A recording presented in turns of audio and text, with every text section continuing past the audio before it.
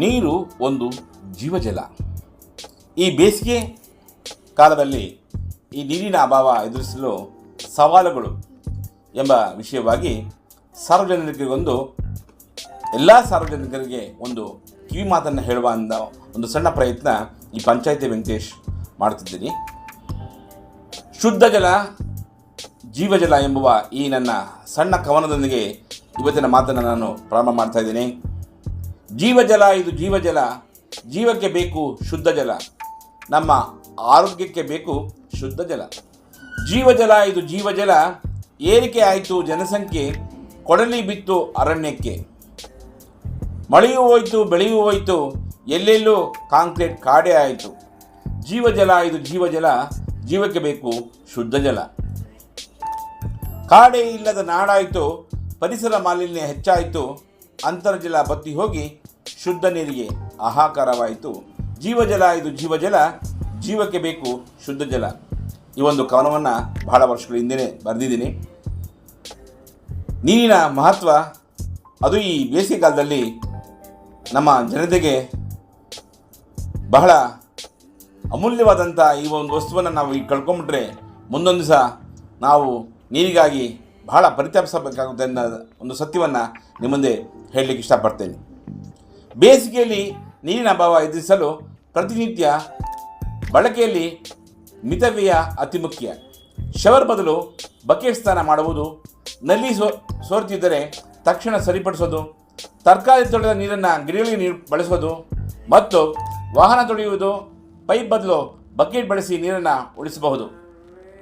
ಬೇಸಿಗೆಯಲ್ಲಿ ನೀರು ಉಳಿಸುವ ಮುಖ್ಯ ಕ್ರಮಗಳನ್ನು ನಾನಿವತ್ತು ತಮ್ಮ ಜೊತೆ ಹಂಚ್ಕೊಳ್ಳಿಕ್ಕೆ ಇಷ್ಟಪಡ್ತೀನಿ. ಮೊದಲನೇದು ಮನೆಯ ಬಳಕೆ, ಸ್ನಾನ ಮತ್ತು ಸ್ವಚ್ಛತೆ. ಶವರ್ ಬದಲು ಬಕೆಟ್ನಲ್ಲಿ ಸ್ನಾನ ಮಾಡಿ, ಬ್ರಷ್ ಮಾಡುವಾಗ ಅಥವಾ ಶೇವ್ ಮಾಡುವಾಗ ನಲ್ಲಿಯನ್ನು ಆಫ್ ಮಾಡಿ. ಸುಮಾರು 50 ಗ್ಯಾಲನ್ಗಳಷ್ಟು ನೀರು ಪೋಲಾಗುವುದನ್ನು ತಡೆಯಬಹುದು. ತೊಳೆಯುವುದು, ಅಡುಗೆ ಮನೆಯಲ್ಲಿ ತರಕಾರಿ ತೊಳೆದ ನೀರು RO ಪ್ಯೂರಿಫೈಯರ್ನಿಂದ ಹೊರಬರುವ ನೀರನ್ನು ಪಾತ್ರೆ ತೊಳೆಯಲು ಅಥವಾ ಗಿಡಗಳಿಗೆ ಬಳಸಿ. ಸೋರಿಕೆ ತಡೆ, ನಲ್ಲಿಗಳು ಸೋರುತ್ತಿದ್ದರೆ ತಕ್ಷಣವೇ ರಿಪೇರಿ ಮಾಡಿಸಿ. ಹೊರಾಂಗಣ ಮತ್ತು ಉದ್ಯಾನ, ಗಿಡಗಳಿಗೆ ನೀರುಣಿಸಲು ಮುಂಜಾನೆ ಅಥವಾ ಸಂಜೆ ಸಮಯವನ್ನು ಆಯ್ಕೆ ಮಾಡಿ. ಇದು ನೀರು ಆವಿಯಾಗುವುದನ್ನು ತಡೆಯುತ್ತದೆ. ವಾಹನ ತೊಳೆಯುವುದು, ಪೈಪ್ ಬಳಸುವುದು ಬದಲು ಬಕೆಟ್ ಬಳಸಿ ವಾಹನ ತೊಳೆಯಿರಿ. ದೀರ್ಘಾವಧಿ ಪರಿಹಾರ, ಮಳೆ ನೀರು ಕೊಯ್ಲು.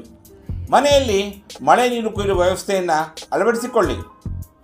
ಟ್ಯಾಂಕ್ ನಿರ್ವಹಣೆ, ಓವರ್ಹೆಡ್ ಟ್ಯಾಂಕ್ಗಳಿಂದ ನೀರು ಪೋಲಾಗದಂತೆ ಎಚ್ಚರ ವಹಿಸಿ. ಈ ಕ್ರಮಗಳನ್ನು ಪಾಲಿಸುವುದರಿಂದ ನೀರಿನ ಅಭಾವವನ್ನು ಕಡಿಮೆ ಮಾಡಬಹುದು ಮತ್ತು ಪರಿಸರವನ್ನು ಸಂರಕ್ಷಿಸಬಹುದು. ಬೇಸಿಗೆ ಬಂದ್ಬಿಟ್ಟಿದೆ. ಈ ಬೇಸಿಗೆಯಲ್ಲಿ ಈ ನೀರಿನ ಬಿಕ್ಕಟ್ಟನ್ನು ಅಂದರೆ ವಾಟರ್ ಕ್ರೈಸಿಸನ್ನು ನಾವು ಸೃಷ್ಟಿ ಮಾಡ್ತಾ ಇದ್ದೀವಿ. ಅದಾಗದೆಯಂತೆ ಪ್ರತಿ ವರ್ಷದಂತೆ ಈ ವರ್ಷವೂ ಸಹ ನೀರಿನ ಸಮಸ್ಯೆ ಎದುರಾಗುವಂಥ ಎಲ್ಲ ಲಕ್ಷಣಗಳು ಕಾಣ್ತಾ ಇದೆ. ಆದರೆ ಬರ ಪರಿಸ್ಥಿತಿಯಿಂದಾಗಿ ಈ ವರ್ಷ ಬೇಸಿಗೆ ಆರಂಭದ ಸಂದರ್ಭದಲ್ಲಿ ಎಲ್ಲ ಕಡೆ ಕುಡಿಯುವ ನೀರಿನ ಹಾಹಾಕಾರ ಉಂಟಾಗುವ ಸಂದರ್ಭ ಉಂಟಾಗದಂತೆ ನಾವು ನೋಡ್ಕೋಬೇಕು. ಹಲವೆಡೆ ನೀರಿನ ಸರಬರಾಜಿಯೂ ವ್ಯತ್ಯಯ ಆಗ್ತಾ ಇದೆ. ಪರಿಸ್ಥಿತಿ ಹೀಗಾಗುವಾಗ ನೀರಿನ ಮಿತ ಬಳಕೆಯ ಬಗ್ಗೆ ಗಮನ ಹರಿಸಬೇಕು. ಅದರ ಬಗ್ಗೆ ಒಂದಷ್ಟು ಮಾಹಿತಿಗಳನ್ನು ತಮ್ಮಲ್ಲಿ ಹಂಚಿಕೊಳ್ಳಲಿಕ್ಕೆ ಇಷ್ಟಪಡ್ತೇನೆ. ಮೊದಲನೇದಾಗಿ ಮಿತವಾಗಿ ನೀರನ್ನು ಬಳಕೆ ಮಾಡುವುದು.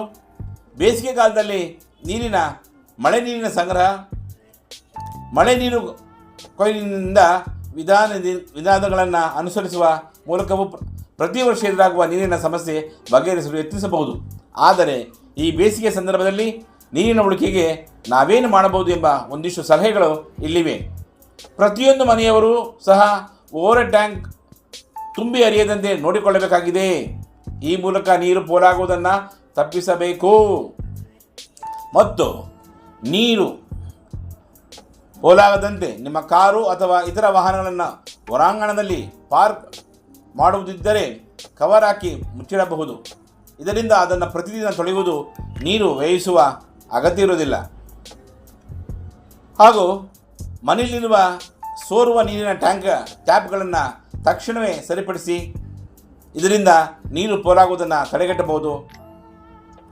ವಾಟರ್ ಪ್ಯೂರಿಫೈಯರ್ ಅಥವಾ RO ಪ್ಲ್ಯಾಂಟ್ಗಳಿಂದ ಹೊರಹೋಗುವ ಹೆಚ್ಚುವರಿ ನೀರನ್ನು ಒಂದು ಪಾತ್ರೆಯಲ್ಲಿ ಸಂಗ್ರಹಿಸಿ ಇಟ್ಟುಕೊಂಡು ಪಾತ್ರೆ ತೊಳೆಯುವಂತಹ ಕೆಲಸಗಳಿಗೆ ಬಳಸಬಹುದು.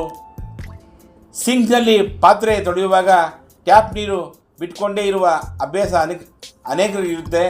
ಅದನ್ನು ತಪ್ಪಿಸಿ ಎಷ್ಟು ಬೇಕೋ ಅಷ್ಟು ನೀರನ್ನು ಬಳಸಿ ನೀರಿನ ಉಳಿತಾಯ ಮಾಡಿ.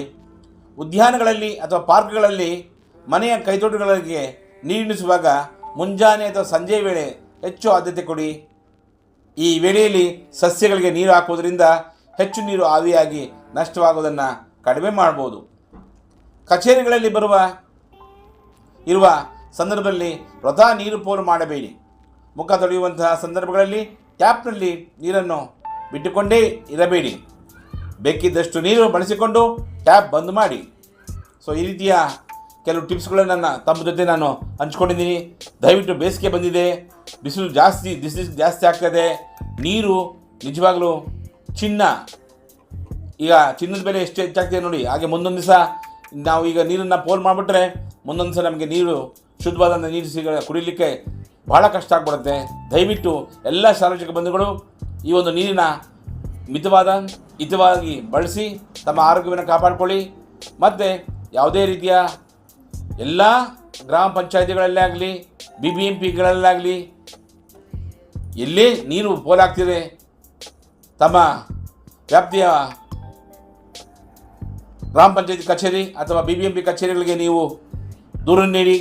ದಯವಿಟ್ಟು ಆ ಟ್ಯಾಪ್ಗಳೇನಾದರೂ ರಿಪೇರಿ ಆಗಿದ್ದರೆ ಆದಷ್ಟು ಬೇಗ ಆ ರಿಪೇರಿ ಮಾಡಿಸ್ಕೊಳ್ಳಿ ಅಂತ ಹೇಳ್ತಾ, ಈ ಒಂದು ಬೇಸಿಗೆ ಕಾಲದಲ್ಲಿ ನೀರಿನ ಅಭಾವವನ್ನು ಹೇಗೆ ನಾವು ಎದುರಿಸಬೇಕು ಅಂತ ಈ ಸವಾಲುಗಳನ್ನು ನಾವು ಈ ಒಂದು ಟಿಪ್ಸ್ಗಳ ಮೂಲಕ ನಾವು ಇವತ್ತು ನಿಮ್ಮ ಗಮನವನ್ನು ಸೆಳೆಯಲಿಕ್ಕೆ ಪ್ರಯತ್ನ ಪಟ್ಟಿದ್ದೇನೆ. ಬೇಸಿಗೆಯಲ್ಲಿ ನೀರಿನ ಅಭಾವವನ್ನು ಎದುರಿಸಲು ಪ್ರತಿನಿತ್ಯ ಬಳಕೆಯಲ್ಲಿ ನೀರನ್ನು ಮಿತವಾಗಿ ಬಳಸೋಣ ಅಂತ ಹೇಳ್ತಾ, ನಾವು ಈ ಒಂದು ಬೇಸಿಗೆಯ ಸಮಯದಲ್ಲಿ ಯಾವುದೇ ರೀತಿ ನೀರನ್ನು ವ್ಯಯ ಮಾಡೋಲ್ಲ ಅಂತ ಹೇಳ್ತಾ ನಾವು ಪ್ರತಿಜ್ಞೆಯನ್ನು ಮಾಡ್ತಾ ಈ ಒಂದು ಬೇಸಿಗೆಯಲ್ಲಿ ನಾವು ನೀರನ್ನು ಮಿತವಾಗಿ ಬಳಸೋದಂತೆ ಎಲ್ಲರಿಗೂ ಒಂದು ಮಾಹಿತಿಯನ್ನು ನೀಡೋಣ ಅಂತ ಹೇಳ್ತಾ ನನ್ನ ಮಾತುಗಳು ಮುಗಿಸ್ತೇನೆ. ಜೈ ಹಿಂದ್, ಜೈ ಕರ್ನಾಟಕ. ಧನ್ಯವಾದಗಳು.